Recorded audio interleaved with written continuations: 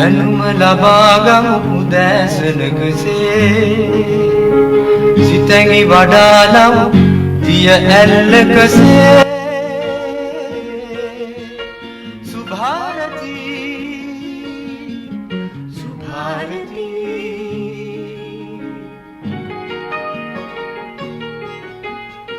සවන සරසන වදනින සිතුවිලි උපදින හඬකින ඔබගේ නිවහන සොයා ඇදේ සුභාරතී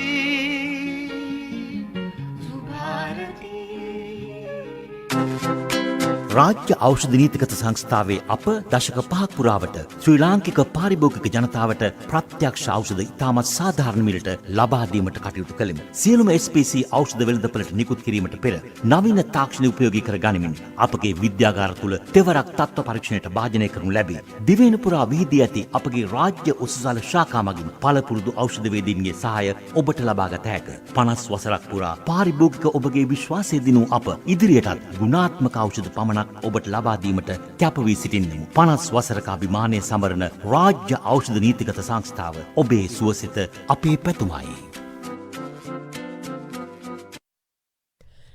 අයිබෝන් සුබ දවසක්. ජීවිතය දිනන්න උත්සාහ කරන්නටම වෙනවා. පරාජය වෙන්න පුළුවන් කමක් නැහැ. පවුලක් විදිහටත් රටක් විදිහටත් අභියෝග එමටයි. නමුත් මේ අභියෝග වලින් පලා යන්න හැකියාවකුත් නැහැ. නවතරක් ඔබට සුබ දවසක් ප්‍රාර්ථනා කරමින් සුපුරුදු විදිහටම අද සුභාරතී සාකච්ඡා මණ්ඩපයෙන් අපි ඔබව හමු වෙන්නයි සූදානම් වන්නේ. රාජ්‍ය ඖෂධ නීතිගත සංස්ථාව තමයි හැම බ්‍රහස්පතින්දාවකම සුභාරතී සාකච්ඡා මණ්ඩපයට අනුග්‍රහය සපයන්නේ. ඒ අයවත් මේ මොහොතේ බොහොම ගෞරවයෙන් ආදරෙන් මතක් කරනවා. අද අපි මාතෘකාව තමයි සුවපත් දිවියකට නිරෝගී වකුගඩු යුවලක්. ඇත්තටම ඕනම කෙනෙකුට ජීවිතයේ යම් යම් අභියෝග ප්‍රශ්න ඇති වෙන්න පුළුවන්. නිරෝගීකමට අභියෝගයක් බාධාවක් වෙන්න පුළුවන්. මේ සියලුම දේවල් වලදී අපි ඊටාත්ම දැනුවත් යුතු කාරණා තමයි සුභාරතී සාකච්ඡා මණ්ඩපයෙන් බ්‍රහස්පතින්දා දිනවල අපි කතා කරන්නේ. මේ පිළිබඳව කතා කරන්න අපි අද ගෞරවපූර්වකව ඇරයුම් කළා ජාතික උක්කවේදය කාන්දුකරණය හා වකුගඩු බද්ධ කිරීමේ මධ්‍යස්ථානය. එහෙම නැත්නම් මාලිගාවත්ත වකුගඩු රෝහලේ විශේෂඥ වෛද්‍යතුමන්ට අර්ජුන මාරසිංහ මහතාට බොහොම ගෞරවයෙන් ඔබතුමන්ව අපි පිළිගන්නවා. ආයිබෝවන්. ආයිබෝවන්. වෛද්‍යතුමනි මේ දැන් නිරෝගී ජීවිතයකට කෙනෙක්ගේ අත්‍යවශ්‍ය කාරණා රැසක් තිබෙනවා. සාමාන්‍ය වකුගඩු රෝගය පිළිබඳ කාරණය එක පැත්තකින් මදකට තියලා කෙනෙකුගේ නිරෝගී සුවය වෙනුවෙන් කොයිතරම් කාරණා වැදගත් වෙනවද කියන කාරණේ මම ඔබතුමන්ගෙන් අහුවොත් විශේෂඥ වෛද්‍යවරයෙක් විදිහට පළමුවෙන්ම මේ සාකච්ඡාවට ආරම්භයක් විදිහට ඔබතුමන් කොහොමද පිළිතුරු ලබා දෙන්නේ? ඔව් ඇත්තටම අපි ගත්තොත් එහෙම අපි නිරෝගීව ඉන්නකම් අපිට අපේ ඇඟේ තියෙන අවයව කොහොමද අපිට වැඩ කරලා දෙන්නේ කියන එක ගැන අපිට තේරුමක් නැහැ. අපිට සිද්ධ වෙන්නේ මොන හරි ලෙඩක් වුණාට පස්සේ තමයි අපි බලන්නේ මේකෙන් මොකද්ද වෙන්නේ කියන එක. එතකොට අපි වකුගඩු දෙක ගැන කතා කළොත් අපි ශරීරයේ මේ විදිහට පවත්වාගෙන යන්න අවශ්‍ය වෙන මූලිකම කාර්යයක් කරන්නේ වකුගඩුව හරහා. වකුගඩුවෙන් තමයි අපි කන බොන දේවල් වලින් අවශ්‍ය දේවල් අරගෙන අනවශ්‍ය දේවල් ටික පිට කරන්න අවශ්‍ය වුණා. මේවා මුත්‍රා විදියට හදලා ඉවරලා පිට කරන්නේ. ඒක පැය 24ෙම දවස් 7ම අවුරුදු 365ම වෙනවා. හැබැයි අපිට ඒක තේරෙන්නේ නැහැ. ඒක අඩු වෙලා මුත්‍රා යෑම අඩු වෙලා හරි මොන හරි ප්‍රශ්නයක් වෙලා මේ වුණාට පස්සේ තමයි අපි ඒක ගැන බලන්නේ. එතකොට වකුගඩු දෙක නිරෝගීමත්ව තියාගන්න නම් අපි ශාරීරිකව අනිත් අපේ අවයවම සියල්ලම නිරෝගීව පවත්වා ගැනීම, නිවැරදි පුරුදු අනුගමනය කිරීම ඊටාම වැදගත් වෙනවා. ඇත්තටම වෛද්‍යතුමනි දැන් මේ අපි අර එක්තරා කාලයක පිළිකා රෝගය පිළිබඳව ඉතාමත්ම මේ වද වුණා. ඒ කියන්නේ ඒ පිළිබඳව වැඩිපුර අපිට කතා කරන්න සිද්ධ වුණා. අධික ලෙස විශාල වශයෙන් පැතිර යාමක් දක්නට ලැබුණා. දැන් වකුගඩු රෝගය. ඇත්තම වකුගඩු රෝගය ඇති වෙන්නේ කොහොමද කියන ප්‍රශ්නේ මම ඔබතුමන්ගෙන් අහුවොත් කොහොමද කෙනෙකුට වකුගඩු රෝගය වැළඳෙන්නේ? වකුගඩු රෝගය ඇති වෙන්න පුළුවන් බොහෝ කාරණා තියෙනවා. ඒක අපි විද්‍යාත්මකව ගත්තොත් ඒක වකුගඩුව තුල සිදුවෙන ප්‍රශ්න හින්දා වෙන්න පුළුවන්. එහෙම නැත්නම් වකුගඩුවට එළියෙන් ඇඟේ තියෙන ප්‍රශ්නයක් හින්දා වෙන දෙයක් වෙන්න පුළුවන්. ඒතකොට ඇඟේ තියෙන ප්‍රශ්නයක් හින්දා වෙන දේ වකුගඩුවේ මුත්‍රා අරගෙන යන නාල පද්ධතියේ තියෙන බලපෑමක් හෝ බ්ලොක් එකක් හින්දා වෙන්න පුළුවන්. එහෙම නැත්නම් වකුගඩුවට අවශ්‍ය රුධිරය සැපීමේ ප්‍රශ්නයක් වගේ දෙයක් හින්දා වෙන්න පුළුවන්. ඒව තමයි මූලිකවම විද්‍යාත්මකව ගත්තොත් වෙන්න පුළුවන් හේතු. හැබැයි අපි ලංකාව ගැන සලකා බැලුවොත් අපි දකිනවා ප්‍රධාන වශයෙන්ම හේතු දෙකක්. එකක් තමයි අපි කියන ওই කාලික වකුගඩු රෝගය උතුරු මැද පළාත, ඌව පළාත සහ දකුණු පළාතේ සමහර ප්‍රදේශ සහ වයඹ පළාතේ සමහර ප්‍රදේශවල බහුලව දකින්න පුළුවන් තත්ත්වයක්. ඒක කෘෂිකාර්මික වකුගඩු රෝගය හැටියටත් හඳුන්වනවා.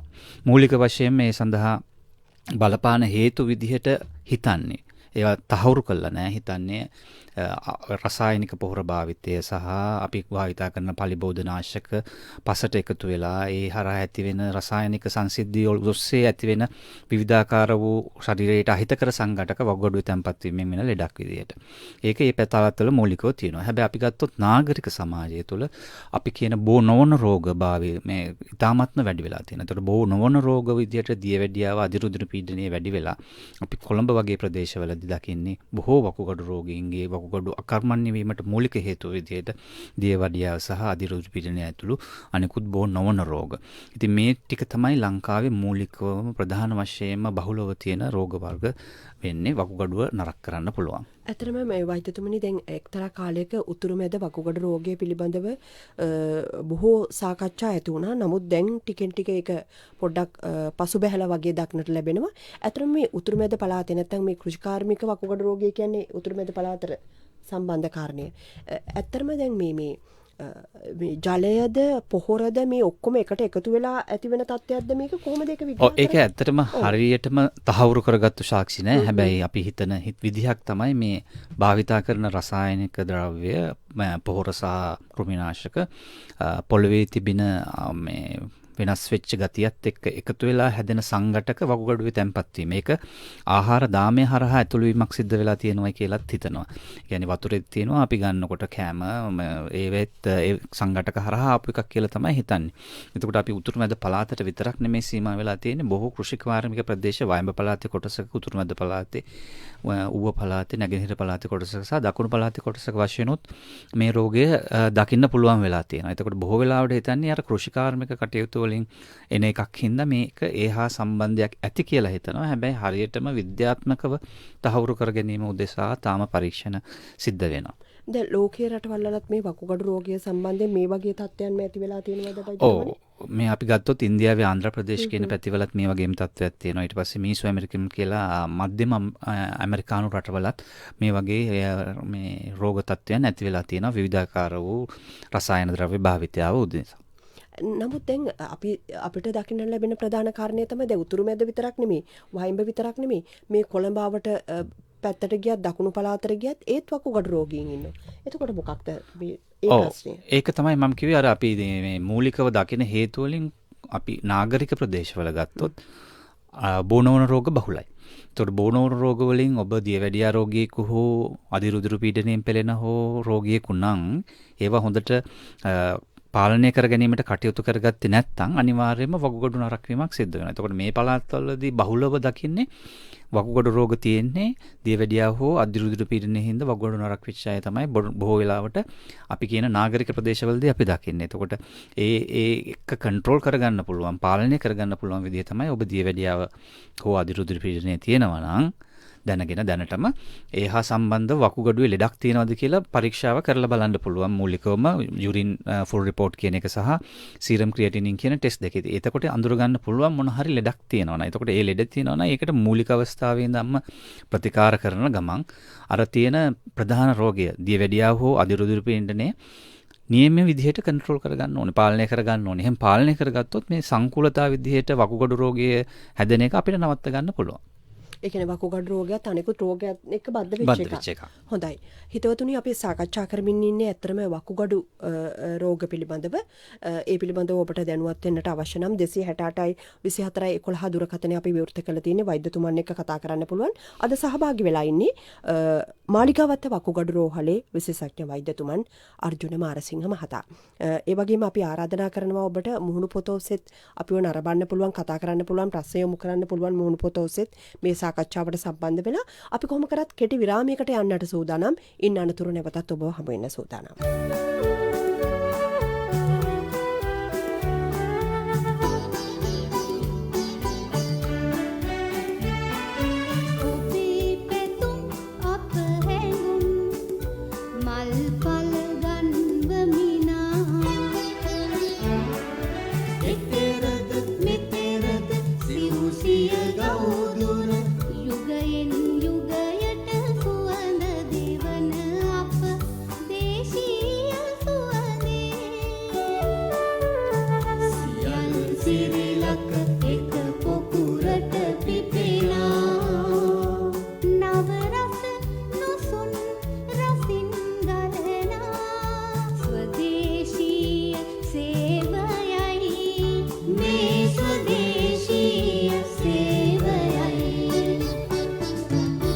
නැවතවරක් ඔබ සුභාරතී සාකච්ඡා මණ්ඩපය සමගින් අපි කතා කරමු වෛද්‍යතුමනි මේ ජාතික වෘක්කවේදයේ කාන්දුකරණය හා වකුගඩු බද්ධ කිරීමේ මධ්‍යස්ථානය. එහෙම නැත්නම් අපි කෙටියෙන් හඳුන්වන බොහොම සුප්‍රසිද්ධ නාමය තමයි මාලිගාවත්ත වකුගඩු රෝහල.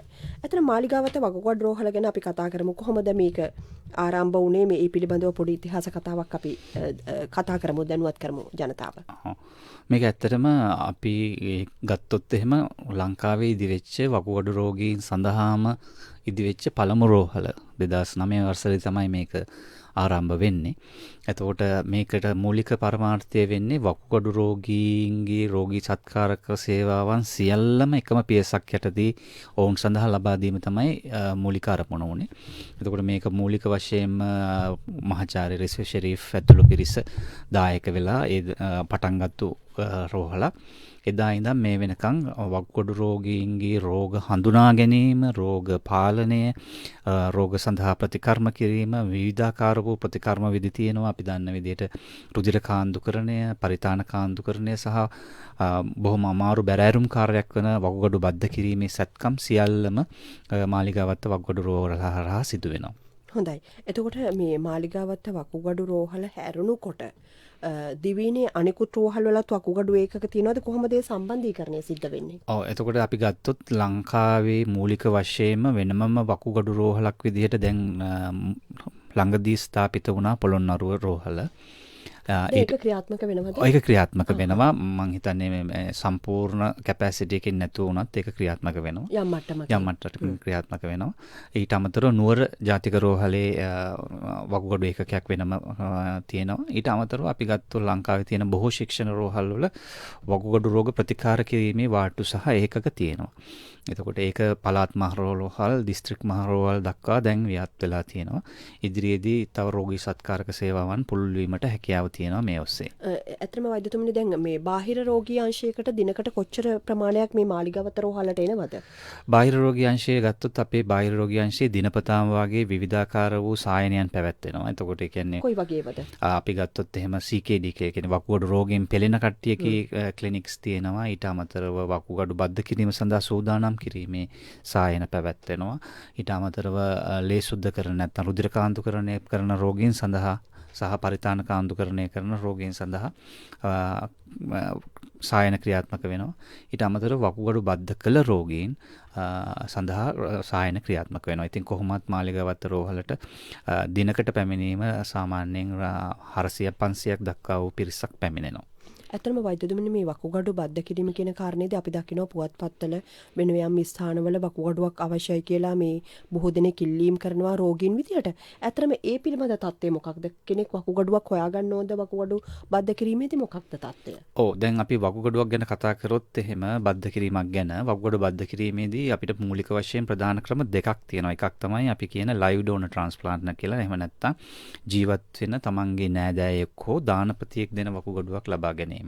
අනිත් එක තමයි මොලේ මැරිච්ච එහෙම නැත්නම් ඩිසීස් ඩෝනර් KT කියලා අපි කියන දායකයෙකුගෙන් වකුගඩුවක් ලබා ගැනීම. එතකොට ඒ විදිහට මොලේ මැරිච්ච දායකයෙකුගෙන් වකුගඩුවක් ලබා ගන්න නම් ඔබ රුධිර කාන්දුකරණය හෝ පරිතාන කාන්දුකරණ කරන රෝගියෙක් නම් ඔබගේ රෝහලේ අදාළ වෛද්‍ය සායනය ලියාපදිංචි වීම මගින් ඒක සිදු කරගන්න පුළුවන්. හැබැයි අර පණ ඇති කෙනෙකුගෙන් අපි වකුගඩුවක් බලාපොරොත්තු වෙනවා නම් දායකයෙක් ඉන්නවා නම් එහෙම කෙනෙක් එහෙම අයගෙන් වකුගඩු ලබා ගැනීම උදෙසා තමයි බොහෝ වෙලාවට ඔය පුවත්පත් දැන්වීම පළ වෙන්නේ. එතකොට ලංකාව අපි දන්නවා බෞද්ධ ආගමික පසුබිමකින් තියෙන රටක්. අනිත් ආගම් වලත් උනත් බොහෝ විට බොහෝ ජනතාව කැමති මේ දානමය කටයුතු සඳහා සිද්ධ වෙන. ඉතින් අපේ ලංකාවේ අපි දකින හොඳ දෙයක් තමයි ඊටාම සත්භාවයෙන් තමන්ගේ අවයව දන් දෙන්න කැමති පුද්ගලයෝ ඉන්නවා. ඉතින් ඔවුන් බොහෝ වෙලාවට අපේ රෝගීන්ට පිහිට වෙලා වකුගඩු දානය කරලා තියෙනවා. ඉතින් හොඳයි. ඇත්තටම දැන් මේ වකුගඩු අලෙවි කරනවා. ඒ කියන්නේ වකුගඩුවක් සමහර අය අපි අහලා තියෙනවා මේ වකුගඩුවක් මේ තමන්ගේ වකුගඩුව විකුණනවා තව කාට හරි. ඇත්තටම මේ වකුගඩුවක් හොයාගැනීමේ අපහසුතාවයෙන් යම්කිසි මේ වකුගඩු බද්ධ කිරීම පිළිබඳව ගැටලුකාරී තත්ත්වයන් තියෙනවද වෛද්‍යතුමනි? ඔය කියන්නේ දැන් අපි හිතුවොත් අර ලයිව් ඩෝනර් KT කියලා කියන්නේ තමන්ට සජීවී දායකයෙකුගෙන් වකුගඩුවල් ලබා ගැනීමට අවශ්‍යතාවය තියෙන පුද්ගලයන්ට බොහෝ වෙලාවට ඉතින් කාලයක් බලන් හිටින්න වෙනවා. අර සද්භාවයෙන් වකුගඩුවක් දානය කරන කෙනෙක් හම්බ වෙනකම්. එතකොට අපි පහුගිය කාලවල අපිට අහන්න ලැබුණා මේ විදිහේ ජාවාරම් ක්‍රියාත්මක වීම සිද්ධ වෙනවා කියන එක. හැබැයි අපි බොහෝ වෙලාවට වෛද්‍යවරුන් විදිහට මේක කරන්න කලින් ඉතාමත්ම සවිස්තරාත්මකව සියලුම විස්තර සොයා බලලා ඉවරලා සෞඛ්‍ය අමාත්‍යාංශයේ අනුමැතියත් අරගෙන එවැනි ජාවාරම්කාරයෙකුට වකුගඩුවක් දානය කිරීමට හෝ සම්බන්ධ වීමට අවස්ථාව අවම කරපු සිස්ටම් එකක් ඇතුලේ තමයි අපි වැඩ කරන්නේ. ඔව් දැන් අපි කියමු රෝගියෙක් ආවට පස්සේ ඔහුට හෝ ඇයට වකුගඩුවක් බද්ධ කිරීම අවශ්‍යයි. එතකොට මේ ක්‍රමවේදය කොහොමද සකස් වෙලා තිබෙන්නේ? ඒ අය කොහොමද පියවරෙන් පියවර ඒ තැනට යන්නේ? ඔව්. එතකොට දැන් අපි කිව්වොත් මම කතා කරන්නම් එහෙම වුණොත් අපි ලයිව් ඩෝනකේටි කියන එකෙන් සජීවී බද්ධ කිරීම සම්බන්ධයෙන්. එතකොට ඔවුන් මූලික වශයෙන්ම ඔවුන්ට දායකයෙකු වකුගඩු දායකයෙකු ඔවුන් ගැළපෙන රුධිර වර්ගයකින් සොයා ගන්න ඕනේ. එහෙම සොයාගෙන ඔවුන්ට කිසිම වෙන අසනීපයක් නැති බව තහවුරු කරගන්න මූලික පරීක්ෂණ ටික තියෙනවා කරගන්න. ඒ මූලික පරීක්ෂණ කරගෙන අපේ සායනයට ඇවිල්ලා ලියාපදිංචි වුණාට පස්සේ අපි දායකයා වෙනමත් ග්‍රාහකයා වෙනමත් ලබාගෙන අපි ඒ සම්බන්ධයෙන් කතා කරලා මොවුන් සුදුසුද මේ හා සම්බන්ධ මුදල් ගනුදෙනු සිදුවීමක්ද ඒ කියන්නේ අපිට අවබෝධයක් ගන්න පුළුවන්ද කියන එක බලන්න අපි කතා කිරීමක් කළා. ඒ මූලික පරීක්ෂණ වලින් ඒ දායකයාට කිසිම රෝගයක් නැති බව තහවුරු වුණොත් අපි ඊළඟ පියවර සඳහා ඔවුන් යොමු කරනවා. එතකොට ඒ සඳහා පරීක්ෂණ කටයුතු කිහිපයක් කරන්න තියෙනවා පියවර වශයෙන්. ඒ සියලු පරීක්ෂණ කටයුතු අවසන් වෙලා දායකයාට වකුගඩුව දානය කිරීමෙන් ප්‍රශ්නයක් වෙන්නේ නැහැ. එතකොට රෝගියාට වකුගඩුව ලබා ගැනීමට අවශ්‍ය සියලු සත්‍යයන් සපුරා තියෙනවා කියලා ඒ පරීක්ෂණ කරාට පස්සේ ඔවුන්ට වකුගඩු බද්ධ කිරීමේ ශල්‍යකාර්යය සඳහා යොමු වෙන්න පුළුවන්. හොඳයි. කෙනෙක් ඉන්නවා දුරකථනයේ අපිත් එක්ක සම්බන්ධ වෙන්න බලාපොරොත්තු වෙන. කතා කරන්න අයිබෝන්. හෙලෝ. ඔව් අයිබෝන් කතා කරන්න. කතා කරන්න මම විශේෂඥ වෛද්‍යතුමාගෙන් මට ප්‍රශ්නයක් අහන්න තියෙනවා. මේ ගොඩාක් සැරයක් මූත්‍ර කරන්න යන්න සිදුවීමට මේ ප්‍රතිකාර ගත්ත ජාතික රෝහලෙන් සියලුම පරීක්ෂණ කරා, යුරිමෙක්ස් පාවිච්චි කරා, සෙල්ෆ් එක යාගත්තා. නමුත් ඒ රෝග තත්ත්වයේ වෙනසක් වෙන්නේ දවසකට මේ 10-15 සැරයක් මූත්‍ර කරන්න යන්න සිදු වෙනවා. ඒ ගැන ඔබතුමාගෙන් දැනගන්න අවශ්‍යයි. ඒ වගේම මේ ගැහැණු ළමයෙකුට වකුගඩුව පරිත්‍යාග කරොත් ප්‍රජනන ශක්තිය හීන වෙනවද කියන එකත් දැනගන්න අවශ්‍යයි. හොඳයි බොහොම ස්තුතියි ඔබතුමාට වෛද්‍යතුමනි. ඔව් දැන් මේ මහත්මයා සඳහන් කරපු රෝග ලක්ෂණ බොහෝ වෙලාවට පිරිමි පාර්ශවයට වයසත් එක්ක ඇති වෙන තත්වයක රෝග ලක්ෂණ තමයි මේ මහත්මයා කිව්වේ. මේ මහත්මයා සඳහන් කළා ඔහු බෙහෙතකුත් පාවිච්චි කළා කියලා යුරිමැක්ස් කියලා. එතකොට ඒ කරපු පරීක්ෂණ ආශ්‍රිතව මට හැඟෙන දේ තමයි එතුමාට පුරස්ත ග්‍රන්ථියේ සම්බන්ධයෙන් ඇති වෙන ප්‍රශ්නයක් තියෙන්න පුළුවන් කියන එක. ඒ කියන්නේ මුත්‍රාශයේ සිට පහළට මුත්‍රා අරගෙන මාර්ගයේ තිබෙන පුරස්ත ග්‍රන්ථියේ ඇති වෙන ලොකු වීම හෝ ඉදිමීම හින්දා මුත්‍රා මාර්ගයට બ્લોක් එකක් ඇති වෙනවා. අවහිරතාවයක්. එම අවහිරතාවය හින්දා අපි මුත්‍රා කරනකොට මුත්‍රා ටික සම්පූර්ණයෙන් ඉවත් වෙන්නේ නැහැ. කොටසක් ඉතුරු වෙනවා. එතකොට ආපහු තව පොඩ්ඩ වෙලාවක් යනකොට ආපහු ඔහුට මුත්‍රා බර දැනෙන්න පුළුවන්. ඉතින් මේකට ඖෂධ ප්‍රතිකර්ම වලින් හරියන්නේ නැත්නම් ඊළඟට අපිට ශල්‍ය කර්ම සඳහා යොමු වෙන්න පුළුවන්. ඒ සඳහා යුරොලොජිස්ට් කෙනෙක් මෞත්‍රලිංගික ශල්‍ය වෛද්‍යවරයෙක් හම්බ වුණොත් ඔහුට උපදෙස් ලැබෙයි ඒ සම්බන්ධයෙන්. එතකොට දෙවෙනි ප්‍රශ්නය ගැන කතා කරොත් ගැහැණු ළමයෙකුට වකුගඩු බද්ධ කිරීමකට පස්සේ ප්‍රජනන ශක්තිය අඩු වෙනවද කියන එක කතා කළොත් ඇත්තටම වකුගඩු රෝගයේ තියෙන කාලෙදී ප්‍රජනන ශක්තිය දරුවෙකු බිහි කිරීමේ හැකියාව ටිකක් අඩුයි. හැබැයි වකුගඩු බද්ධ කිරීමට පස්සේ නැවත ශරීරයේ සියලුම තත්ත්වයන් යථා තත්ත්වයටපත් වෙනවා. එතකොට ගැහැණු දරුවෙකුට වකුගඩුවක් අපි බද්ධ කළොත් තියෙන ඊළඟ මූලික ප්‍රශ්නය තමයි අපි වකුගඩුව බද්ධ කිරීම ප්‍රතික්ෂේප වීම කියන එක නවත්වන්න දෙන විශේෂ වූ බෙහෙත් වර්ග තියෙනවා. එම බෙහෙත් වර්ග කලලයක් පිළිසිඳ ගැනීම සඳහා සුදුසු නැහැ. ඒ හින්දා මූලික අවස්ථාවේදී වකුගඩු බද්ධ කිරීමෙන් පසු මූලික අවස්ථාවේදී බොහෝ වෙලාවට අපි ගැහැණු දරුවෙකුට අවවාද දෙන්නේ නැහැ. ප්‍රජනන තත්ත්වයේ ගර්භණී භාවයක් උදා කරගන්න කියන එක. ඒක බොහෝ වෙලාවට වකුගඩුවේ බද්ධ කිරීමෙන් පස්සේ වකුගඩුවේ තත්ත්වය ස්ථාවර වෙලා අපිට අර කියන විශේෂ වූ බෙහෙත් ප්‍රමාණ අඩු කළා හෝ වෙන බෙහෙතකට මාරු කරන්න පුළුවන් වෙන අවස්ථාවක් ලැබුණාට පස්සේ අපිට උන්ට කියන්න පුළුවන් දරුවෙකු ගැන සිතන්න කියන එක. ඔව් වෛද්‍යතුමනි අනිත් කාරණය තමයි දැන් වකුගඩු රෝගයක් ඇති වෙලා හරි Taman නොදැනුවොත් Tamanට වකුගඩු රෝගයක් තියෙනවා හරි කෙනෙකුට මේ වරින් වර මුත්‍රා කිරීම පමණක්ද රෝගී තත්ත්වයක් විදිහට හඳුන්වන්නේ මූලික රෝග ලක්ෂණ මොනවද වකුගඩු රෝගීගේ? ඇත්තටම අපි ගත්තොත් එහෙම වකුගඩු රෝගත් අර මං කියපු විදිහට විවිධාකාර වූ රෝග තියෙනවා. එතකොට අපි ගත්තොත් එහෙම වකුගඩු වල ගල් ඇතිවීම, ඔය පුරස්ත ග්‍රන්ථි ඇති වෙන තත්ත්වයන් වලදී එහෙම සමහර වෙලාවට මුත්‍රා සමගලේ යෑම, මුත්‍රා ආසාදන, කොන්ද කැක්කුම සහ ගල්ලක් පිටවීමේදී ඇති වෙන අධික වේදනාව වගේ දේවල් ඇති වෙන්න පුළුවන්. හැබැයි අපි ගත්තොත් ඔය අපි කතා කරන කාලික වකුගඩු රෝගය හරි දියවැඩියාවෙන් හින්දා එන වකුගඩු රෝගය හරි ගත්තොත් ඒ වෙයිදී බොහෝ වෙලාවට රෝග ලක්ෂණ කිසිවක් පෙන්වන්නේ නැහැ අන්තිම වෙනකම්. ඒ කියන්නේ අපි කියන කාලික වකුගඩු රෝගයේදී.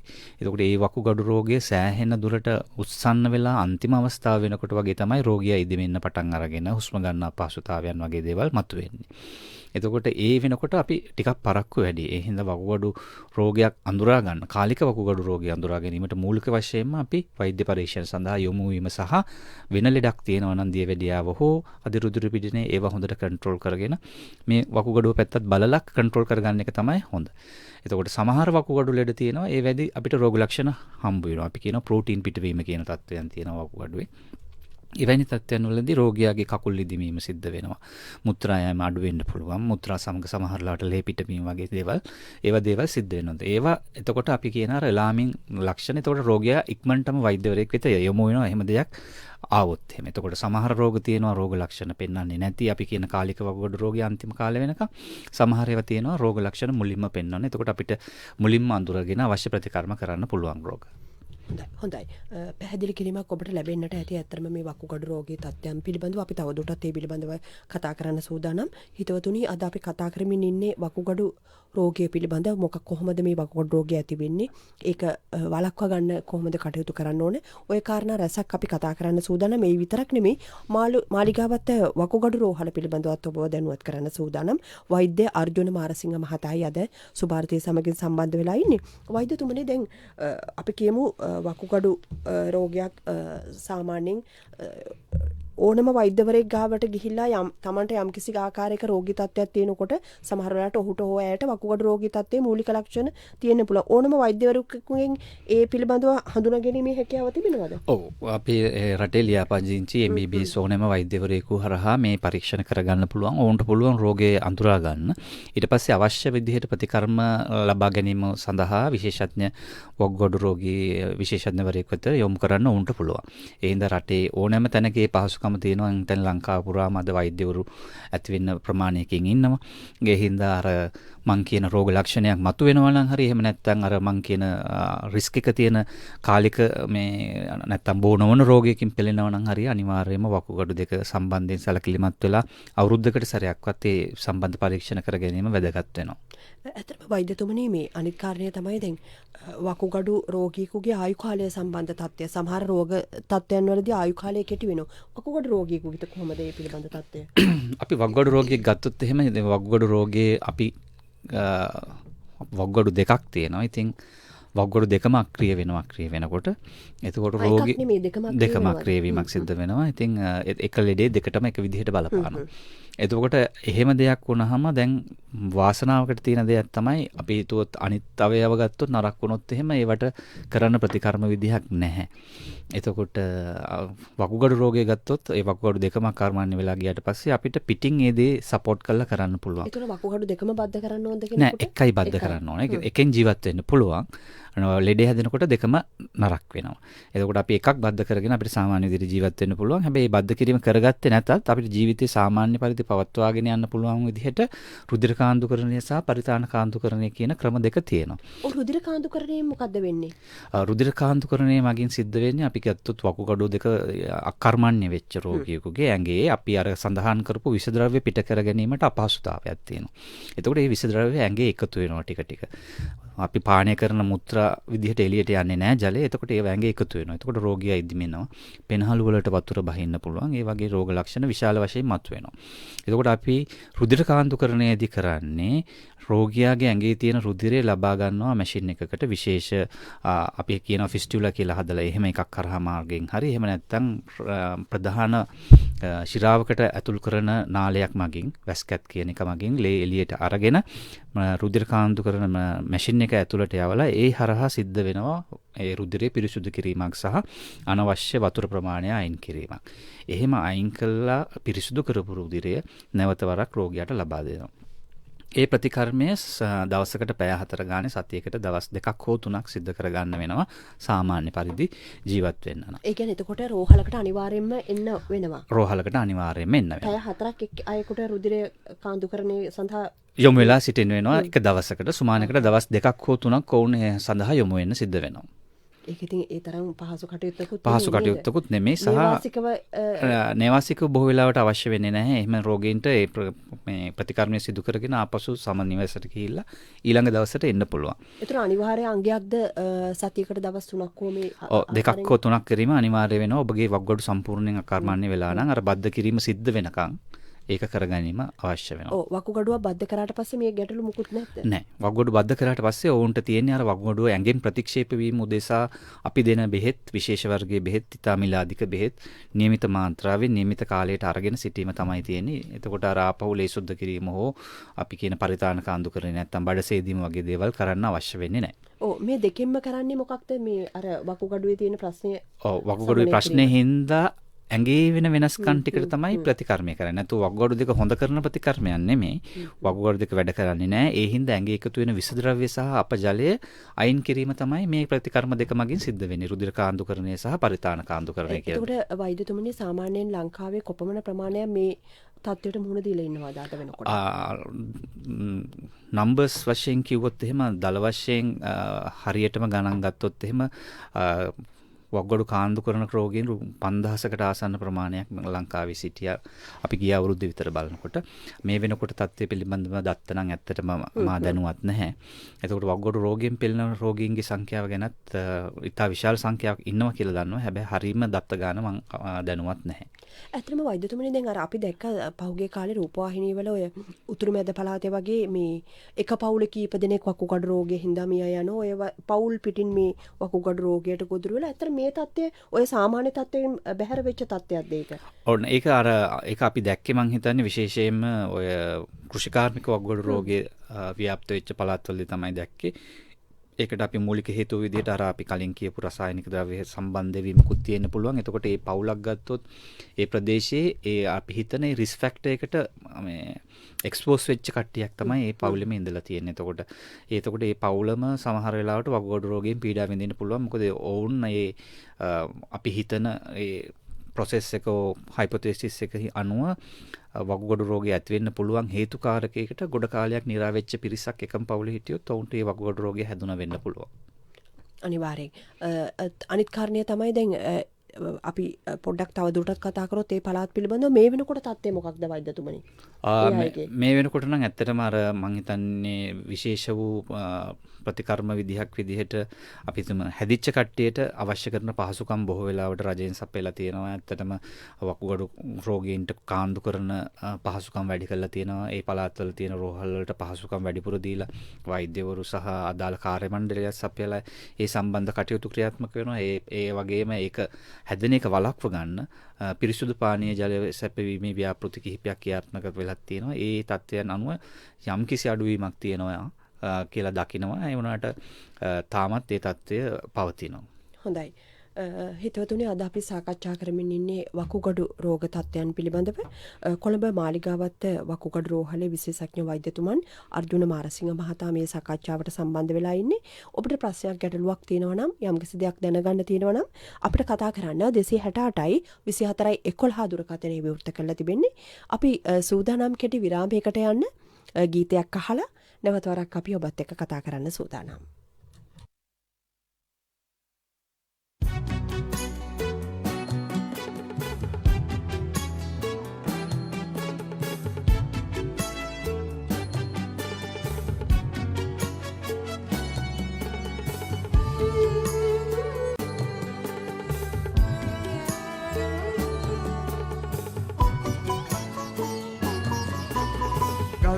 තලදා ගැබ් නැගූ පෙරණ වැව් සාගර මැවූ වසර 2000 නික්ම වූ කඳුළු දහදිය අප හෙළූ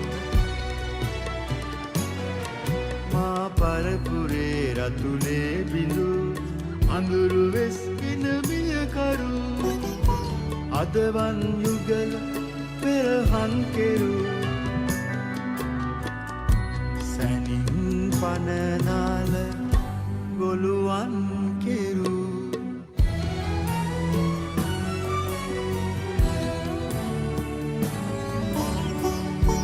හිරු සඳුවා සුලි කිරණට සැඟවුණු එගැඹුරු දිය කාඳ හැම විට උණු උණු මහවැලියෝ පෙරඹර දිසදිය වෙස්ගෙන සොරෝ මිටියාවත් දිගදුර වැඩි කළා වැව් පොකුණු පෙරලි මන්නේ මඩ ගොහරු දිය ගුම් කළා නිලුම් ඕලු කුරලි දණ්ඩේ පිය මොනරු දඩ යම් කළා සුවාදී රස නැවුම් අත්හා මුසු කළා නිදානාදී පස් පැට වස් මහා කවි කළා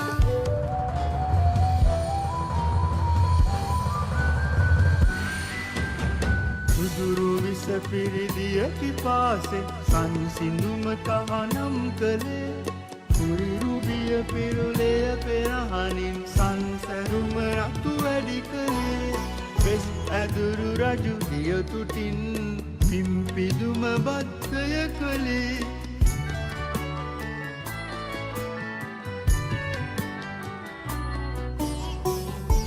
නුබමින සුමි සඳ සමිරන යුක්තිය තුන්දොස් විශ්වය එක හා සමවුණු සුවදෙන කැකිරීට තියඹර පක්තිය කිසිබස් හෙළ ඕසු පැටි හා මුසුණු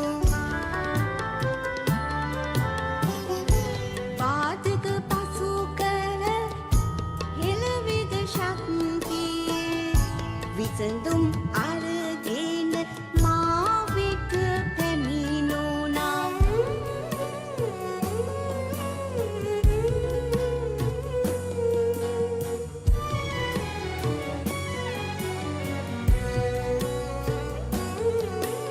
සනුහරේ වේදනාවෝ මසිත තුල සක්මන් කළේ පෙරඹරේ චේතනාවෝ ඔබට මේ ඇයුම් කළේ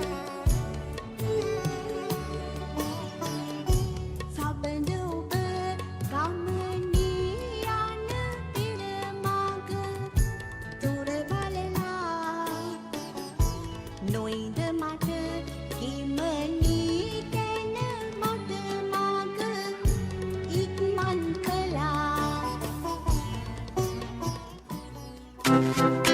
රාජ්‍ය ඖෂධ නීතිගත සංස්ථාවේ අප දශක 5ක් පුරාවට ශ්‍රී ලාංකික පාරිභෝගික ජනතාවට ප්‍රත්‍යක්ෂ ඖෂධ ඉතාමත් සාධාරණ මිලට ලබා දීමට කටයුතු කළෙමු. සියලුම SPC ඖෂධ වෙළඳපළට නිකුත් කිරීමට පෙර නවීන තාක්ෂණ උපයෝගී කර ගනිමින් අපගේ විද්‍යාගාර තුළ තෙවරක් තත්ත්ව පරීක්ෂණයට භාජනය කරනු ලැබේ. දිවයින පුරා විහිදී ඇති අපගේ රාජ්‍ය උසුසල ශාඛා මගින් පළපුරුදු ඖෂධ වේදීන්ගේ සහාය ඔබට ලබා ගත හැක. 50 වසරක් පුරා පාරිභෝගික ඔබගේ විශ්වාසය දිනූ අප ඉදිරියටත් ගුණාත්මක ඖෂධ පමණක් ඔබට ලබා දීමට කැප වී සිටින්නෙමු. 50 වසරක අභිමානය සමරන රාජ්‍ය ඖෂධ නීතිගත සංස්ථාව ඔබේ සුවසිත අපේ පැතුමයි. ඔබ නැවතවරක් සුභාරතී සාකච්ඡා මණ්ඩපය සමගින් මාලිගාවත්ත වකුගඩු රෝහලේ විශේෂඥ වෛද්‍යතුමන් අර්ජුන මාරසිංහ මහතා අද සුභාරතී සමගින් සම්බන්ධ වෙලා ඉන්නේ. හිතවතෙක් ඉන්නවා අපිත් එක්ක සම්බන්ධ වෙලා කතා කරන අයබෝවන්. අයබෝවන් මම දැල්සේකර මේ වැඩිමල හෙලෝ ඔව් කතා කරන්න ඔබතුමා අපි අහගෙන ඉන්නේ. ඩොක්ටර්ගෙන් මට අහන්න ඕන අර ක්‍රේටින් වගේ කියලා එකක් තියෙනවනේ මේ කුදිර පරීක්ෂණයේදී. අන්න ඒකෙදී මේ 127ක වැඩිද කියලා අහන්න. ඔබතුමන් ඉන්න දුරකථනයේ රැඳිලා එතුමන් පිළිතුරු දෙයි වෛද්‍යතුමනි. ජයසේකර මහත්තයාගේ වයස කීයද දන්නේ නැහැ. 73යි. ඔව් ජයසේකර මහත්තයා ක්‍රියේටිනින්ගේ 123යි කියන එක ඔබේ වයසට චුට්ටක් විතර වැඩි තාක්. 127 නේද කිව්වේ? 127ද? 124. ඔව්. ඔව් 124 කියන එක ඔබතුමාගේ වයසට පොඩ්ඩක් විතර වැඩි ගතියක් තියෙනවා. ඔබතුමාට අනිත් රෝග දියවැඩියාව හෝ අධිරුධිර පීඩනය වැනි රෝග තත්ත්වයක් තිබෙනවා නම් මේ පිළිබඳව වෛද්‍යවරයෙක් හම්බ වෙලා බලන එක වඩා හොඳයි. මේ රුධිර පීඩනයේට මම බේත් බොනවා හැමදාම මේ නෝමල් එකේ තියෙන්නේ. ඔබතුමා බෙහෙත් බීලා එක කන්ට්‍රෝල් එකේ තියෙනවා වුණත් වක්ගඩුවේ ඒ තත්ත්වය වැඩි හින්දා ඔබතුමාට පුළුවන් බදුල්ල මහරෝහලේ වක්ගඩු රෝග සම්බන්ධ විශේෂඥ වෛද්‍යවරයා හමු වීමෙන් මේ පිළිබඳව තහවුරු කර ගැනීමට තව මුත්‍රා පරීක්ෂණයක් කරලා බලන එක වැදගත් වෙයි ඔබතුමාගේ තත්ත්වය අනුව. ඔබතුමන්ට ප්‍රමාණවත්ද වෛද්‍යතුමන් දීපු පිළිතුර? ඔව් හොඳටම ප්‍රමාණවත්. බොහොම ස්තුතියි. හොඳයි. බොහොම ස්තුතියි ඔබතුමාටත් අපිට කතා කරාට. වෛද්‍යතුමනි දැන් මේ වකුගඩු රෝගේ හැදෙන වයස් සීමාවක් තියෙනවද සාමාන්‍යයෙන්? නෑ අපි ගත්තොත් ඉතින් වක්ගඩු රෝගය හැදෙන්න එහෙම වයස් සීමාවක් නෑ. කුඩා ළමුන්ටත් වක්ගඩු රෝගය හැදෙන්න පුළුවන් විවිධාකාර වූ රෝගී තත්ත්වයන් තියෙනවා. එතකොට අපි ගත්තොත් එහෙම අපේ වයස වැඩි වෙනකොට හැදෙන්න පුළුවන් රෝග ගොඩාක් තියෙනවා. ඒ වගේම ජානමය තත්ත්වයන් උද්දේශා වලින් හැදෙන වක්ගඩු රෝගී තත්ත්වයන්ුත් තියෙනවා. ඒවා සමහර වෙලාවට කුඩා වයසේදීම වෙන්න පුළුවන් දේවල් තියෙනවා. සමහර ඒවා තියෙනවා වැඩිහිටිය අවයවයේදී ඇති වෙන පොලිසිස්ටික් කිඩ්නි ඩිසීස් වගේ රෝග තත්ත්වයන්ුත් මේ ඇතුළේ තියෙනවා. ඔව්. එතකොට සාමාන්‍යයෙන් මේ වෙනකොට සාමාන්‍යයෙන් පීඩා විඳින වකුගඩු රෝගීන් පිළිබඳව කතා කරාම වැඩි බහුතරයේ ඉන්නේ වැඩිහිටියන්ද කොහොමද? ඔව් මම හිතන්නේ වැඩිහිටියන් බොහෝ ප්‍රමාණයකින් වකුගඩු රෝගයෙන් පීඩා විඳිනවා. අපි ඇත්තටම අපි වැඩිහිටියන්ට ප්‍රතිකාර කරන වකුගඩු රෝග සම්බන්ධ විශේෂඥ වෛද්‍යවරු ළමා රෝග සම්බන්ධ විශේෂඥ වෛද්‍යවරු වකුගඩු රෝගීන්ට වෙනම ඉන්නවා. ඉතින් අපි දකින්නේ බොහෝ වෙලාවට වැඩිහිටි රෝගීන් බහුලව දකිනවා. හොඳයි. අනික් කාරණය තමයි මේ ජලය පානය කිරීම පිළිබඳව. දැන් ඔය කොළඹ බොහෝ ප්‍රදේශවල ජනතාව සමහර වෙලාවට උණු කර නිවාගත් ජලය පානය කරනවා. යම් යම් තැන්වල සාමාන්‍යයෙන් තමන්ට ලැබෙන ජලය වෙන පිරිපහදුවකින් තොරව සාමාන්‍යයෙන් භාවිත කරනවා. ඇත්තටම ජලය පාවිච්චි කිරීමේදී යම් කිසි ආකාරයක අවධානයක් යොමු කළ යුතු දේවල් තියෙනවද? දිනකට කොච්චර ජලය පානය කරන්න ඕනද වකුගඩු රෝගියෙක් හා නොවන කෙනෙක්? ඒ පිළිබඳව පැහැදිලි කරමු වෛද්‍යතුමා. ඔව් අපි දැන් නිරෝගී පුද්ගලයෙකු ගැන සඳහන් කරොත් ඔහුට ලබා ගන්න පුළුවන් පිරිසිදු වතුර මොන මූලාශ්‍රයකින් හෝ ලබා ගන්න පුළුවන් පිරිසිදු වතුර අවම වශයෙන් ලීටර 1.5ක් හෝ 2ක් පාවිච්චි කිරීම වැදගත් වෙනවා. හැබැයි වකුගඩු රෝගීකින් පෙළෙන පුද්ගලයෙකු නම් මම කියන අර ඇඟේදී මේ රෝගී තත්ත්වයකුත් තියෙනවා නම් සමහර වෙලාවට මුත්‍රා පිටවීම හෝ වකුගඩු ක්‍රියාකාරීත්වය හොඳටම කර්මන්නේ වෙලා රුධිර කාන්දුකරණය හරි පරිතාන කාන්දුකරණය හරි කරන රෝගීන් ඔවුන් ගන්න වතුර ප්‍රමාණය අඩු කරන්න ඕනේ. එහෙම නැති වුණොත් අර අපිට කරන්න ඒ ඇඟට එකතු වෙන වතුර ටික අයින් කර ගැනීමට එක්ක අපි ඒ වතුර අයින් කරන්න ඩයලයිසිස් ප්‍රතිකර්මය වැඩි කරගන්න වෙනවා. ඒක ඉතාම අපහසු තත්ත්වයක්. ඒ හින්දා එවැනි රෝගීන් බොහෝ වෙලාවට ජලය පානය කිරීම පුළුවන් තරම් දුරට අඩු කරලා ඉන්න එක තමයි වඩා හොඳ. ලීටරයක් හෝ මිලිලීටර 750ක් වගේ තමයි අපි ඔවුන්ට රෙකමන්ඩ් කරන්නේ. හැබැයි සමහර රෝගීන්ගේ ඒ ඇඟේ වතුර එකතු වීම වැඩි නම් අපි ඊටත් වඩා අඩු කරන්න කියලා උපදෙස් දෙන අවස්ථාවන් තියෙනවා. හොඳයි. කෙනෙක් ඉන්නවා දුරකථනයෙන් කතා කරන්න ආයිබෝන්. ආයිබෝන් මිස් මම නාලක් කියලා කෙනෙක් කතා කරන්නේ. ඔව් මහත්මයා කතා කරන්න.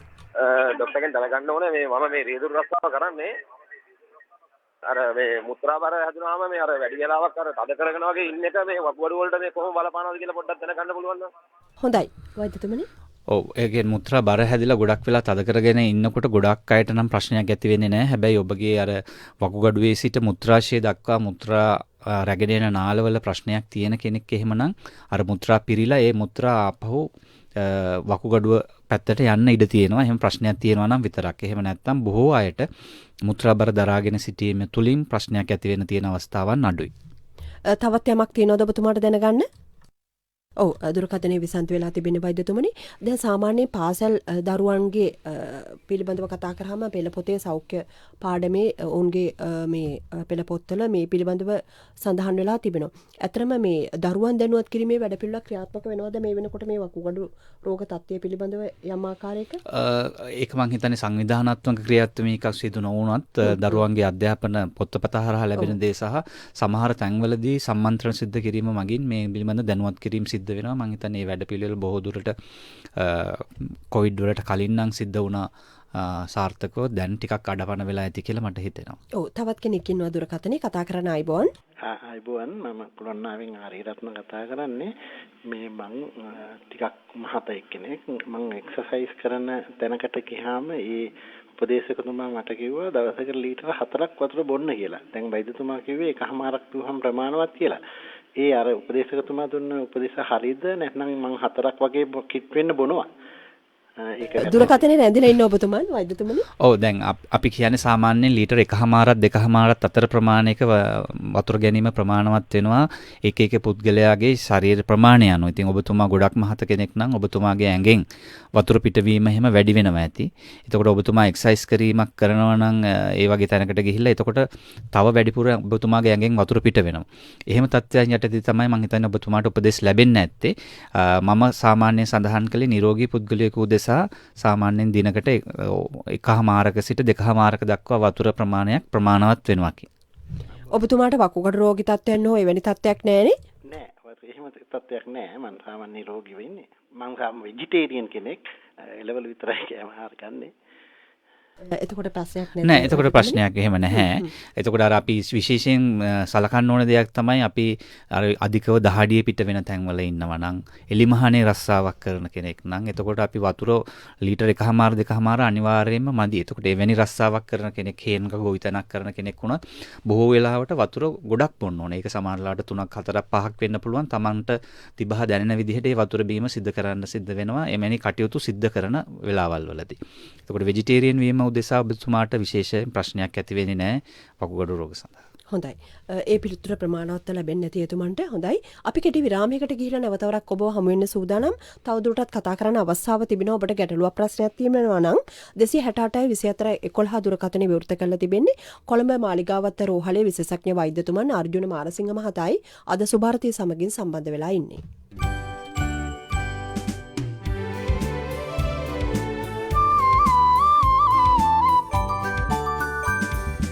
රන් රසවන් මියුරු සරින් බසරකිනා සරුවදනින් මනසනසන සවන් රැසින් ගුවන් අඹර රැදෙව් සරින් ස්වදේශීය සේවයයි ස්වදේශීය සේවයයි ස්වදේශීය සේවයයි ස්වදේශීය සේවයයි.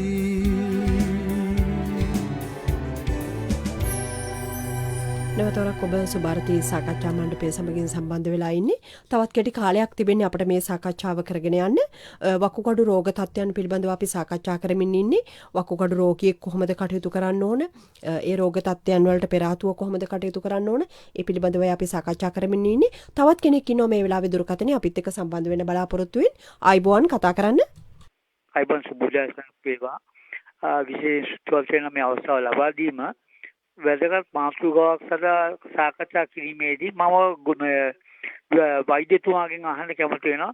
දැන් මේ ජලය සහ මත්පැන් කියන දේවල් තමයි අපිට වැඩි බහුල වශයෙන්ම මේ වකුගඩු රෝග වලට බලපාන්නේ. මේ සම්බන්ධව අපි දන්නවා ඒ දවස්වල තිබුණ අපිට එක එක අම්මත්‍යාංශ මේ මට්ටමේ සාමාන්‍යයෙන් අපේ තියෙන මේ මාධ්‍ය සංලස්සන නැත්නම් දේවල් පෙන්වනවා. අපිට මේක නැවතවරක් අපිට ගමන ගෙනියන්න බැරිද මේ වැඩේ? මොකද සමහර විට මේ ප්‍රශ්න තියෙන අය සමහරට ලැජ්ජාවට ඉන්නවා. සමහර අයට කියා ගන්න බැරිකම තියෙනවා. ඒ නිසා මම ඉල්ලීමක් කරන ප්‍රසිද්ධිය පුළුවන් නම් මේ මාධ්‍ය සම්බන්ධව දරුවන්ටත් පාසල් දෙමාපියන්ටත් එකට එකතු වෙලා බලන්න පුළුවන් දෙයක් විදිහට මේ කරන්න පුළුවන් නම් මම හිතන්නේ මේකේ සාධිකව ලබා ගන්න පුළුවන් කියන එකයි අදහස. මම මාත්‍ර මේක පෙරේ. හොඳයි. වෛද්‍යතුමනි ඔව් ඇත්තට මේක හොඳ මේ අදහසක් තමයි ඉදිරිපත් කළේ. මම හිතන්නේ ඒක අපේ රටේ ජනමාධ්‍ය උදෙසා විශාල මෙහෙවරක් තියෙනවා මේ සම්බන්ධයෙන් ක්‍රියාත්මක වෙන. ඒකම ඔහු සඳහන් කළා අර ගම්වල ඉන්නවා කියලා සමහරලාවට මේ රෝගය සම්බන්ධයෙන් ලැජ්ජාවටපත් වෙන ඒගොල්ලන්ට එන්න ඉදිරිපත් වෙන්න බැරි අය.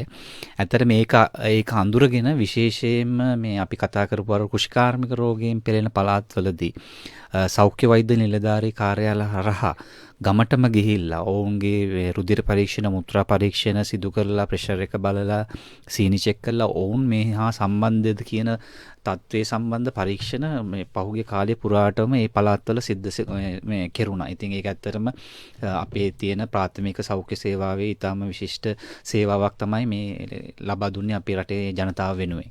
හොඳයි. තවත් කෙනෙක් ඉන්නවා දුරකථනයේ අයිබෝන් කතා කරන්න. මම සාමාන්‍යයෙන් දීවැඩියාව අවුරුදු 25ක් විතර කාලයක් තිස්සේ තියෙන එක්කෙනෙක්. දැන් මට ළඟකදී ඉඳලා සීනි මට්ටම බහිනවා. එතකොට කකුගඩු වලට බලපෑමක් වෙනවද ඒත්? ඔබතුමිය වකුගඩු චෙක් කරගන්න අවුරුදු 25ක් තිබුණා නම් දීවැඩියාව අනිවාර්යෙන් වකුගඩු පරීක්ෂණයක් කරගෙන ඇති කියලා මම හිතනවා. පරීක්ෂණයක් කරගෙනද තියෙන ඔබතුමිය? තියෙන්නේ ඒකෙන් නම් ප්‍රශ්නයක් උනේ නැහැ. හොඳයි කියලා කිව්වා. ඔබතුමිය එහෙම හොඳයි කියලා කිව්වනම් එහෙම ප්‍රශ්නයක් ඇති වෙන්න ඔබතුමාගේ ඔබතුමියගේ දියවැඩියාවට රෝගය ප්‍රතිකාර කරන වෛද්‍යවරයා හමු වෙලා ප්‍රතිකර්ම ලබාගෙන උපදෙස් ලබා ගන්න පුළුවන්. හැබැයි අපි වකුගඩු රෝගීන් ගැන කතා කරොත් එහෙම දකින්න දෙයක් තමයි දියවැඩියාවෙන් හින්දා වකුගඩු නරක් වෙන රෝගීන්ගේ අර ඉන්සුලින් පිටකිරීම වකුගඩුව හරහා සිද්ධ වෙනවා. එතකොට වකුගඩුව ගොඩාක් දුරට නරක් වුණාම ඇඟේ හැදෙන ඉන්සුලින් ටිකත් අර ඉස්සර වගේ එළියට යන්නේ නැහැ. එතකොට ගොඩක් වෙලා ඇඟේ තියෙන හින්දා ඔවුන්ගේ රුධිරයේ සීදිනි මට්ටම අඩු වෙන්න පුළුවන්. ඉතින් ඒක බලපාන්නේ නැහැ ඔබතුමියට ඔබතුමියගේ වකුගඩුවල ක්‍රියාකාරීත්වය සාමාන්‍ය පරිදි තියෙනවා නම්. හොඳයි. ප්‍රමාණවත්ද ඔබතුමියට මේ පිළිතුර එතුමන්ගේ? හොඳයි බොහොම ස්තුතියි. හොඳයි. බොහොම ස්තුතියි ඔබතුමියටත් අපිට කතා කරාට. වෛද්‍යතුමනි දැන් වකුගඩු රෝගයක් වැළඳුන කෙනෙක්ගේ ආහාර රටාව යම්කිසි ආකාරයක වෙනස්කමකට භාජනය වෙනවද? වතුර පානය කරනවා වගේම. ඔව් අපි ගත්තොත් දැන් වතුර අපෙන් ඇඟේ එළියට දාගන්න අමාරුයි. ඒ වගේම තමයි දැන් අපි ගත්තොත් එහෙම ලුණු ගත්තොත් එහෙම වැඩිපුර ඒක අධිරුධිර පීඩනයට හේතුවක් වෙනවා වගේම ලුණු ඇඟේ තියෙනකොට අපිට තිබහ වැඩිපුර දැනෙනවා. අපි කියන්නේ අපි ගොඩක් ලුණු තියෙන කෑමක් කෑවොත් අපි ගොඩක් වතුර බොනවා. එතකොට වකුගඩු රෝගියෙකු එහෙම දෙයක් කරොත් එහෙම අර එන වතුර ටික එළියට දාගන්න ඔහුට බෑ. එතකොට ඔහු ආපහු අර ඇඟ ඉදිමිලා හුස්ම ගැනීමේ අපහසුතාවයන් වලට යොමු වෙනවා. ඉතින් වකුගඩු රෝගියකින් පෙළෙනවා නම් ලුණු භාවිතය අඩු කිරීමත් වැදගත් වෙනවා. එතකොට සීනි දියවැඩියාව තියෙන රෝගියෙකු නම් සීනි පාලනය කිරීම ඉතාම වැදගත් වෙනවා වකුගඩු රෝගයේ පාලනයටත් උදව් වෙන දෙයක් විදිහට. ඊට අමතරව අපි කතා කරන්නේ දැන් මේ ක්‍රියැටිනින් කියන පරීක්ෂණයෙන් තමයි අපි මේ වකුගඩු ක්‍රියාකාරීත්වය බලන්නේ. එතකොට අපි රෙඩ් මීට් කියන දේවල් ගත්තොත් ඒ කියන්නේ රතු මස් වර්ග පාවිතේ වැඩි නම් එහෙම අපිට ලැබෙන ප්‍රමාණ වැඩි වෙනවා. ඇඟට හම්බ වෙන රෙඩ් මීට් ප්‍රමාණය වැඩි වෙනකොට ඇඟෙන් අර ඒක මෙටබලයිට් කරලා එළියට දාන්න වෙන අපද්‍රව්‍ය ප්‍රමාණය වැඩි වෙනකොට ඒවා ඇඟට හැන්ඩල් කරන්න අමාරු වෙනවා. එතකොට ඉතින් වකුගඩු රෝගයේ අකර්මණ්‍ය වෙලා ඉන්න රෝගීන්ට එම රතු මස් වර්ග එහෙම ගැනීම ටිකක් අඩු කරන්න කියලා අපි කියනවා. හොඳයි. ඒ වගේම සාමාන්‍යයෙන් නිරෝගී කෙනෙක් තවත් දුරටත් ඒ නිරෝගී තත්ත්වය පවත්වාගෙන යන්න මේ වගේ සංකීර්ණ කාල වකවානුවක යම්කිසි අනුගමනය කළ යුතු ක්‍රමවේදයන් තිබෙනවද ආහාර රටාවේ හා තමන්ගේ ජීවන රටාවේ? ඔව් එතකොට අපි සෑමදාම අපි අර නිවැරදි සෞඛ්‍ය පුරුදු අනුගමනය තුලින් යහපත් දිවි පෙවිත්මක් පවත්වා ගැනීම තමයි ඊටාම වැදගත් වෙන්නේ. එතකොට නිවැරදි සෞඛ්‍ය පුරුදු විදිහට අපි කේපෝයේ ලුණු භාවිතය අඩු කිරීම, සීනි භාවිතය අඩු කිරීම, දිනපතා ව්‍යායාම කිරීම, සමබල ආහාර වේලක් ගැනීම වගේ දේවල් වලින් අපිට පුළුවන් අර බූනෝන රෝග ඇතිවීම පුළුවන් තරම් අඩු කරගන්න.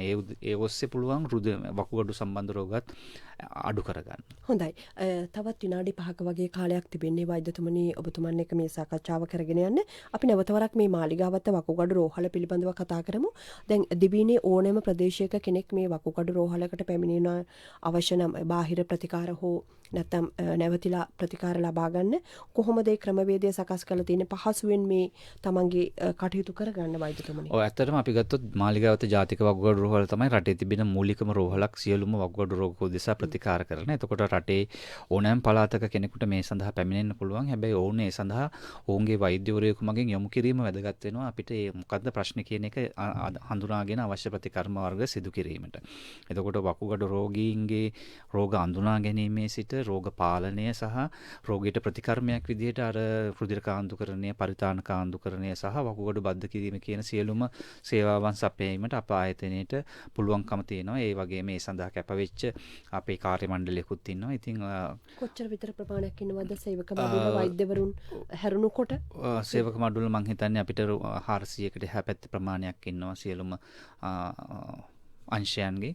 එතකොට ඒ උන් හැමෝම කැප වෙලා ඉන්නේ රෝගීන් උදෙසා වඩා හොඳ සේවාවක් දෙන්න. අනිකුත් රෝහල් වලට වඩා වකුගඩු රෝහලට පැමුණුනහම අපි රෝගීන්ට ලැබෙන ඇටෙන්ෂන් එක වැඩි. මොකද අපි ඒ රෝගීන් විතරමයි කටයුතු කරන්නේ. එතකොට වෛද්‍යතුමනි අනිත් කාරණය තමයි දැන් රෝගියෙක් නේවාසිකව ප්‍රතිකාර ලබා ගන්න කෙනෙකුට කොහොමද ඒ අයට තියෙන පහසුකම්? නේවාසික රෝගීන් උදෙසා මේ වකුගඩු රෝගී වාටු සහ ශල්‍ය වාටු වශයෙන් වාටු දෙකක් තියෙනවා. සියලුම පහසුකම් සපයනවා ඒ වුන්ට. එතකොට විශේෂ පද්ද කිරීමේ කටයුතු සිද්ධ වෙන හින්දා සමහර අවස්ථාවන් වලදී විශේෂයෙන් පහුගිය කොවිඩ් කාලේදී නම් රෝගීන් අපි තියාගත්තට රෝගීන් බලන්නේ මෙහෙම අපි සීමා කිරීම කළා තිබ්බා. දැන් මේ සීමාවන් ටික ටික ලිහිල් කරගෙන තමයි යන්නේ. දැන් මේ වකුගඩු රෝගී තත්ත්වයන් තියෙන අය පිළිබඳව කතා කරාම මේ වකවානුවේ බොහොම සංකීර්ණ ආර්ථික රටාවක් ලොකු ගැටලු රසක් මැද්දේ අපි ජීවත් වෙන්නේ. කොහොමද ඒ අයගේ ඖෂධ පිළිබඳ තත්ත්වය? දානපතියෝ ඉන්නෝ, පරිත්‍යාගශීලීන් ඉන්නෝ, ඒ ආධාර කරනවද කොහොමද? දැන් අපේ ඉතින් මුළු රටටම බලපාපු ප්‍රශ්නයක්. ඉතින් අපේ රෝහලටත් එහි බලපෑම ඇති වෙලා තියෙනවා. ඉතින් එම බලපෑම අවම කර ගැනීමට දානපතියන්ගේ ලැබිච්ච සහයෝගය ඉතාම වටිනවා. මේ වෙනකොටත් ලැබිලා තියෙනවා දානපතියන්. ඒකනේ දෙස් විදෙස් සියල්ලන්ගෙම. එතකොට එම කොහොමද කෙනෙකුට අවශ්‍ය නම් කවුරු හරි මේ වැඩසටහන අහගෙන ඉන්න කෙනෙකුට හරි යම්කිසි උදව්වක් කරන්න අවශ්‍ය නම් වකුගඩු රෝහලට අවශ්‍ය නම් උන්ට කතා කරන්න පුළුවන් අපේ වකුගඩු රෝහලේ නම්බර් එකට මාලිගාවත් ජාතික වකුගඩු රෝහල කියන ආයතනයට කතා කරලා එහින් 0111 44 50 67 කියන නම්බරයට කතා කරලා අවශ්‍ය නම් සම්බන්ධ වෙලා ඒ ඔස්සේ උපදෙස් ලබාගෙන අපිට ආධාර කිරීමට ඉදිරිපත් වෙන්න පුළුවන්. නැවත වරක් මතක් කරනම් 0111 44 112 44 50 67 0112 44 50 67 හොඳයි. 0112 44 50 67 මේ අංකයට කතා කරාට පස්සේ කෙනෙකුට පුළුවන් උදව් කරන්න. අතරම මේ වගේ වෙලාවක එක හරි වටිනවනේ, ගොඩක් අය කැමති උදව් කරන්න. මොකද වකුගඩු රෝගීන් කියන්නේ විශේෂිත වූ රෝගී කොට්ටාශය සහ ඔවුන්ට අවශ්‍ය වෙන විශේෂිත වූ ප්‍රතිකර්ම විධි. එතකොට ඔවුන් බද්ධ කිරීමට කලින් රුධිර කාන්දුකරණයේ කාලවලදී ඔවුන්ට ලබා දෙනවා ඇඟේ ලේ ප්‍රමාණය වැඩි කරන්න එරිත්‍රොපොයිටින් කියන ඖෂධය, ඉන්ජෙක්ෂන් එක. ඊට අමතරව බද්ධ කළාට පස්සේ ලබා දෙන ඖෂධ වර්ග තියෙනවා, ටැක්ට්‍රිලිමස්, MMF වගේ ඖෂධ. ඒවා වල යම් හිඟතාවයක් තියෙනවා රටේ. ඉතින් පරිත්‍යාගශීලීන්ට පුළුවන් ඒ සඳහා උදව් වෙන්න. හොඳයි. ඒ වගේම අපිත් ආරාධනා කරනවා නැවතවරක් ඔබට සම්බන්ධ වෙන්න කියලා මාලිගාවත්ත වකුගඩු රෝහල සමග 0112 44 50 67 මේ අංකයට කතා කරලා යම් කිසි කෙනෙකුට අවශ්‍ය නම් මේ උදව් කරන්න පුළුවන්. දෙස් විදෙස් සියලු දෙනාටම ආරාධනා කරනවා ඒ වෙනුවෙන්. ඒ වගේම වෛද්‍යතුමනි සාමාන්‍යයෙන් දැන් මේ වෙනකොට වකුගඩු බද්ධ කිරීම රෝහල පැත්තෙන් කොච්චර ප්‍රමාණයක් කරලා තියෙනවද? අර නියමිතම පරිදි සංඛ්‍යාලයකන අවශ්‍ය නැහැ. නමුත් යම් ප්‍රමාණයක් අපි ගත්තොත් එහෙම සාමාන්‍යයෙන් වසරකට වකුගඩු බද්ධ කිරීම 65කට එහා පැත්තේ කරලා තියෙනවා ලයිව් ඩෝනර්ස්ලා කියන්නේ සජීවී වකුගඩු බද්ධ කිරීම. මොළේ මිලිච්ච රෝගීන්ගෙන් ලබාගෙන වකුගඩු බද්ධ කිරීමුත් ඒ හා සමාන ප්‍රමාණයක් අවුරුද්දකට සාමාන්‍යයෙන් කරනවා. කියන්නේ අවුරුද්දකට අවම වශයෙන් වකුගඩු බද්ධ කිරීම 120ක් ආසන්න ප්‍රමාණයක් සිද්ධ වෙච්ච රෝහලක් තමයි මේක. ඒ පහසුකම ඒ ආකාරයෙන්ම පවත්වාගෙන යන්න පුළුවන් වෙයි. කොවිඩ් කාලේදී අපිට තිබෙන පහසුකම් සීමිත පහසුකම් යටතේ ක්‍රියාත්මක කරන්න බැරි වුණා. නමුත් දැන් නැවත වකුගඩු බද්ධ කිරීම සිද්ධ වෙනවා. පොරොත්තු ලේඛනයේ කොපමණ ප්‍රමාණයක් ඉන්නවද? විශාල පොරොත්තු ලේඛනයක් නැහැ අපේ මාලිගාවත් වකුගඩු රෝහලේදී. බොහෝ වෙලාවට රෝගියෙකු අපිට පැමිණිලා පරීක්ෂණ කටයුතු සියල්ල අවසන් වුණාට පස්සේ මාස දෙකක් වගේ ඇතුළත කාලයක් තුල උන්ට වකුගඩු බද්ධ කිරීම සඳහා යොමු වෙන්න ඉඩ තියෙනවා. රෝගියෙක් පෞද්ගලිකවම හොයාගන්න ඕනද වකුගඩුවක් Tamanට? ඔබතුමන්ලා මැදිහත් වෙනවද ඒ වෙනුවෙන්? අපි මැදිහත් වෙන්නේ මොළේ මියගිය රෝගියෙකුගෙන් වකුගඩුවක් ලබා ගැනීමට පමණයි. සජීවී වකුගඩුවක් ලබා ගැනීම උදෙසා රෝගියා තමයි කටයුතු කරන්න ඕනේ. ඒ රැගෙන එන එක්කෙනා සත්භාවයෙන් වකුගඩුව සුළුව දානය කරන කෙනෙක් බවට තහවුරු වෙන්න ඕනේ අපිට. එතකොට තමයි වකුගඩු බද්ධ කිරීම සිද්ධ වෙන්නේ. හොඳයි. වෛද්‍යතුමනි අවසන් විනාඩියේ අපි ඉන්නේ. දැන් වකුගඩු රෝගියෙක් මේ සාකච්ඡාව අහගෙන ඉන්නවා නම් බොහොමයක් දෙනෙක් අපිට කතා කරා උපදෙස් පැතුවා. මොකක්ද ඔබතුමාට දෙන්න තිබෙන උපදේශය හා පණිවිඩය එහෙම කෙනෙකුට? වකුගඩු රෝගයෙන් පෙළෙන රෝගියෙක් නම් ඔබ බලාපොරොත්තු අතහැර ගන්න එපා. ඔබට ප්‍රතිකර්ම විදි ගොඩාක් තියෙනවා. ඔබට ආපහු නැවත සාමාන්‍ය ජීවිතයට යමු වෙන්න පුළුවන්කම තියෙනවා.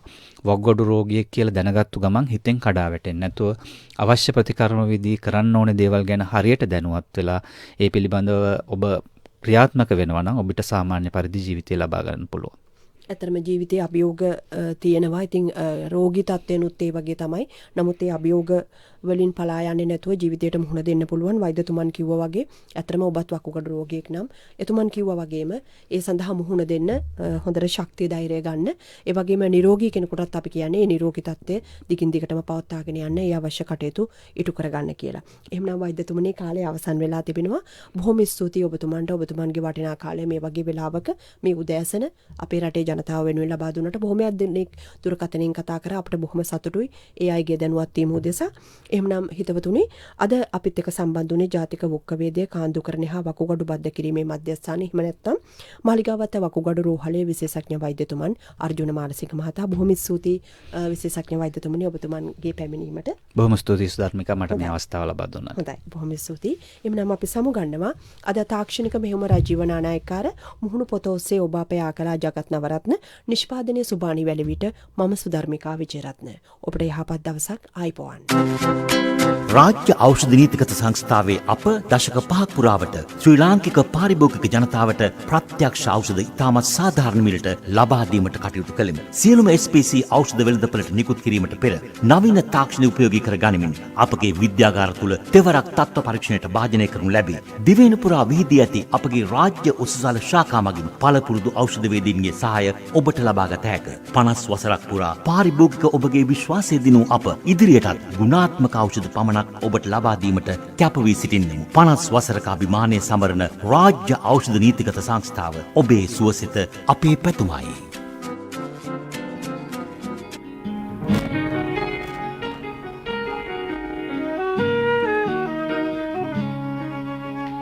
දැනුම ලබාගමු උදෑසනකසේ සිතැඟි වඩාලමු දිය ඇල්ලකසේ සුභාරතී